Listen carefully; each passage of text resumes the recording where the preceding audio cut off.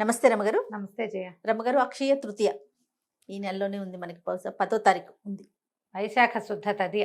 విపరీతమైన యాడ్లు, అన్ని బ్రాండ్స్. అదే కనపడుతుంది. నేనే ప్రమోట్ చేస్తున్నా, నేనే promote వీడియోస్ చేస్తున్నావా? చేస్తున్నా. ముకుంద వాళ్ళు మనతో ఉన్నారు కదా, సో రెగ్యులర్ గా వాళ్ళ వీడియోలు, కాన్సెప్ట్స్ అంటే నిజంగానే తగ్గింపులు కూడా కనిపిస్తా ఉన్నాయి రమగారు. దాంతో అసలు అక్షయ తృతీయ అనగానే ఏమైపోతుంది, ఇప్పుడు అక్షయ తృతీయ అనగానే ఎంతసేపు గోల్డ్ గురించే మాట్లాడుతున్నా కదా. అవును, ఇదే కాన్సెప్ట్ వచ్చేసిందండి. అక్షయ తృతీయ అంటే బంగారం కొనుక్కోవటం అంతే. బిజినెస్ వాళ్ళు, బంగారపు షాపుల వాళ్ళు సౌత్ ఇండియాలో విపరీతంగా ప్రమోట్ చేశారు జయ. వాళ్ళే తీసుకొచ్చారు దీన్ని రంగం మీదకి. కుబేర లక్ష్మి అంటారు, వైభవ లక్ష్మి అంటారు, ఇంకేదో లక్ష్మి అంటారు. లక్ష్మీదేవి మీ ఇంట్లోకి రావాలంటే ఇవాళ మీరు బంగారం కొనకపోతే మీ ఇంట్లోకి రానే రాదంటాడు. ఇప్పటిదాకా నేను ఒక్క అక్షయ తృతీయ కూడా కొనలేదు జయ. కొనుక్కోలేదు, మా ఇంట్లో లేదు అసలు, మేము ఎవరం చేయం. ఓకే, కుదిరినప్పుడు కొనుక్కుంటాం. అది కుదిరితే కొనుక్కోవటం. చైత్ర వైశాఖ మాసాలు వసంత ఋతువు. ఈ వసంత ఋతువులో వచ్చే రెండో మాసం వైశాఖ మాసం. ఈ వైశాఖంలో వచ్చే తృతీయ రోజున ఇక్కడ ఈ ఒక రోజుకి ఎన్ని అద్భుతమైన విషయాలు చెప్తారో. నరసింహస్వామి ఆవిర్భవించిన రోజు అంటారు, ప్రహ్లాదుడికి కనపడిన రోజు. ఒక పాయింట్ ఒక చోట చెప్తారు. హయగ్రీవ అవతారం వచ్చింది ఈ రోజేనంటారు ఇంకొక చోట. లక్ష్మీదేవి కనపడింది ఈ రోజే అంటారు ఇంకొక చోట. రాముల వారి పట్టాభిషేకం అంటారు. అన్ని నెలల్లోనూ రాముల వారి పట్టాభిషేకం కనపడుతుంది. ఒక్కో పురాణంలో ఒక్కొక్క రకమైన గాథలు కనిపిస్తాయి. మనకి పండుగలు, పర్వదినాలు అని 2 పాయింట్లు ఉంటాయి జయ కదా. మిగిలిన ఏ దేశాల వాళ్ళకి ఇలా ఉండవు. సెలబ్రేషన్ డేసే ఉంటాయి. మనకి 2 వేరు. సెలబ్రేటింగ్ డేస్ వేరు, ఆస్పీషియస్ డేస్ వేరు. ఆస్పీషియస్ సెలబ్రేషన్ డేస్ ఏమో పండగలు, మనం పండగ చేసుకుంటాం ఎవరి తరహాలో వాడు. ఆస్పీషియస్ డేస్ అంటే పర్వదినాలు, పవిత్రమైన రోజులు. వాళ్ళ ఒట్టి పవిత్ర దినాలే ఉంటాయి అన్ని, అప్పుడే సెలబ్రేషన్స్. మనకు అది వేరు, ఇది వేరు. పైగా ఒక్కొక్క రాష్ట్రంలో, ఒక్కొక్క ప్రాంతంలో, మన రాష్ట్రాలు, తెలుగు రాష్ట్రాల్లోనే ప్రాంతాల వారీగా ఈ పూజా విధానాలు కొంచెం మారుతాయి. ఈ అక్షయ తృతీయ నాడు ఏంటంటే ఈ రోజున ఏది చేసినా అది అక్షయం అవుతుంది. శుభం, అది పాయింట్. శుభం కాదు, డబల్ త్రిబుల్ అవుతుంది. ఓహో, అక్షయం అవుతుందా?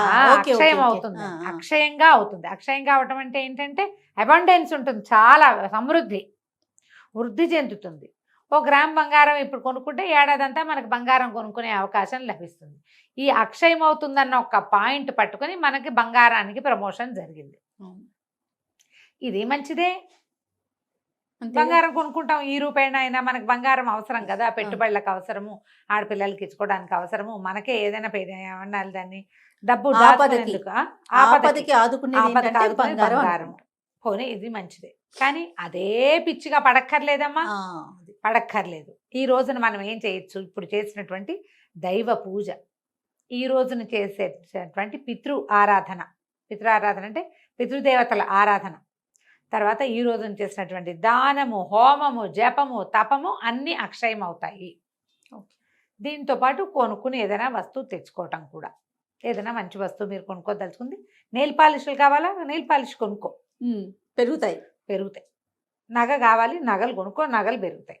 మనం ఏం చేసాము, ఈ దానము, జపము, హోమము, పూజా విధానం అన్ని వదిలిపెట్టేసి ఓన్లీ గోల్డ్ మీదకి వెళ్ళాం. అవును కాదు, ఇది ఈ రోజున మనం పూజ బాగా చేసుకోవాలి. శుభంగా జరుగుతుంది, సంవత్సరం అంతా పూజ జరుగుతుంది మన ఇంట్లో. మనకి దేవాలయ దర్శనం, ఎక్కడికైనా వెళ్ళొచ్చామనుకో గుళ్ళోకి, సంవత్సరం అంతా దేవాలయ దర్శనాలు లభిస్తాయి. ఏదైనా మంచి పని, స్నేహితులతో కలిసి ఉన్నాం, చక్కగా అందరితో సంవత్సరం అంతా సోషల్గా మన మూమెంట్ బాగుంటుంది. పూజ జపం చేసుకోవటం, తపం చేసుకోవటం, తర్వాత మోయనివ్వటం ఎవరైనా పెద్దవాళ్ళకి, బ్రాహ్మణులకి ఏమంటారు, మన దేవాలయాల్లో ఉండే అర్చకులు, పురోహితులు ఎవరికైనా మన నాన్న పేరు, తాత పేరు, అమ్మమ్మ పేరు చెప్పి వాళ్ళకి పొత్తర్లు ఇవ్వటం, అవి కూడా చాలా మంచిది. ఏదైనా కొనుక్కుని తెచ్చుకోవచ్చు. ఈ రోజున ఇచ్చినటువంటి పువ్వుల దానం కానీ, పళ్ళు దానం చేసుకోవచ్చు. వైశాఖ మాసంలో ప్రత్యేకంగా కొన్ని దానాలు చెప్తారు. గొడుగు, చెప్పులు, విసినికర్ర, మామిడి పళ్ళు. విసినికర్రలు, మామిడి పళ్ళు 100% ఈ కాలంలోనే కనపడతాయి మనకి. అవి దానం చేస్తారు. అసలు వైశాఖ మాసమే మామిడి పళ్ళ దానానికి ప్రసిద్ధి. మామిడి పళ్ళు నాకు తెలుసు, కానీ గొడుగు ఎందుకు దానం చేస్తారు? మరి ఎండాకాలం. ఓకే, ఎండాకాలం. ఇప్పుడు నువ్వు గొడుగులు రాముడికి దానం చేయాలంటే నువ్వు ఆలోచిస్తావనుకో, మీ పని మనిషికి ఒక గొడుగు కొనిపెట్టు, అది ఎండలో నడిచొస్తుంది మీ ఇంటికి, చాలు. సూపర్. చెప్పులు కొనిపెట్టు, వాచ్మెన్ పిల్లలకి 2 జతలు చెప్పులు కొనిపెట్టండి, చాలా మంచిది. ఉమ్. ఇప్పుడు వాళ్ళు చెప్పులు వేసుకున్నప్పుడల్లా ఆ బ్లెస్సింగ్స్ ఎక్కడికి వస్తాయి జయ? మనకే వస్తాయి. కదా, అది మనకి ఎక్కువ వస్తుందన్నమాట. బంగారం కొనుక్కోగలిగితే మహత్తరంగా, నిరభ్యంతరంగా, నిరాటంకంగా కొనుక్కోండి. ముకుంద జ్యువెలర్స్ కూడా వెళ్ళి కొనుక్కోవచ్చు, ఓ సూపర్. మీ ఇష్టం. కానీ దీంతో పాటు లక్ష్మీ పూజ చేసుకోండి. ఓకే. లక్ష్మీనారాయణల వివాహమైన రోజు అన్న మాట కూడా ఒక చోట చెప్పబడుతుంది. ఆహా. ఈ లక్ష్మీ పూజ చేసుకోండి, ఇంట్లో పూజ చేసుకోండి. నిత్యము పూజ ఆరాధన చేస్తారా? మరి 4 పువ్వులు పెట్టి కాస్త పాయసం చేసి, ఈ రోజున దుర్భాషలు ఆడడం, తిట్టడం, పోటాడడం, మొగుడు పళ్ళాలు కొట్టు చావటం అవి చేయొద్దు. అక్షయం అవుతుంది. ఇవాళ కొట్టుకున్నారంటే ఏడాది అలాంటివి చేయొద్దు. ఏదైనా సంబంధ బాంధవ్యాల్లో ప్రాబ్లమ్స్ ఉంటే సార్ట్ అవుట్ చేసుకోండి. చక్కగా దానం చేయండి. నేను చెప్పిన ఈ 4 వస్తువులే కాకుండా పళ్ళు ఏవైనా మనస్థానంలో అవి కొంటాం, అవి ఇవ్వచ్చు. మామిడి పళ్ళు అవకాశం ఉంటే వైశాఖ మాసం అంతా మామిడి పళ్ళు ఇస్తే మంచిది. ఓకే. ఈ గొడుగు, చెప్పులు, విసినకర్రలు, పువ్వులు, పళ్ళు, కూరగాయలు కూడా చేయటం అంతేనండి. ఇలా అక్షయ తృతీయని ముందుకు తీసుకెళ్ళి, అక్షయ తృతీయ నాడు లక్ష్మీ పూజ ప్రత్యేకంగా అదేమిటో చేయాలి, మేము ఇలాగే చేస్తాం, ఏటా చేస్తాం లాంటి పిచ్చి మాటలు నమ్మకండి. మీ ఇంట్లో ఏం పూజ చేసుకుంటారో అది చేసుకోండి. అవన్నీ అక్కర్లా. వేరే వాళ్ళ పూజా విధానాన్ని మీకు చూడక్కర్లేదు, మీకు వాళ్ళు చూపించాల్సిన అవసరం కూడా లేదు. మన ఇంట్లోనే లక్ష్మీ పూజ, లక్ష్మీ అష్టోత్తరం చదువుకోవటం. అమ్మవారికి శనగపప్పు వేసింది ప్రీతి అని చెప్తారు, ఆమెకి శనగ ప్రీతి. పాయసంలో కొంచెం శనగపప్పు వేసి నివేదన చేసుకోండి. లేకపోతే ఏ బూర్లో వండండి, మీకు చేత వస్తే బూర్లో, బొబ్బట్లో వండుకోండి. మైసూర్ పాక్ లాంటిది చేసుకోండి, చక్కగా నివేదన చేయండి. అమ్మ తల్లి, ఏటా చక్కగా మేము ఇలాగే పూజ చేసుకునేలాగా, ఏటా చేసుకునేలాగా దీవించమని ఇవ్వని చక్కగా దండం పెట్టుకోండి. ఇంట్లో పెద్దవాళ్ళు ఉంటే వాళ్ళ చేతికి 2 అక్షింతలు ఇచ్చి అక్షింతలు వేయించుకోండి. చిన్నపిల్లలు ఉంటే మీరే వాళ్ళకి వేయండి.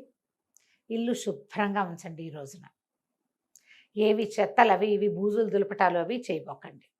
ఏడాదంతా దులుపుకుంటూనే ఉండాల్సి వస్తారు మీరు. ఓకే. ఇల్లు క్లీన్గా ఉంచుకోండి. పని వాళ్ళతో తిట్టి పోట్లాడి గొడవ పెట్టుకోవద్దు. పక్కింటి వాళ్ళతో తగాదాలు పడకండి. సాధ్యమైనంత ప్రశాంత చిత్తంతో ఒకటి ఉండండి. అది అక్షయంగా మీకు మళ్ళీ లభిస్తుంది.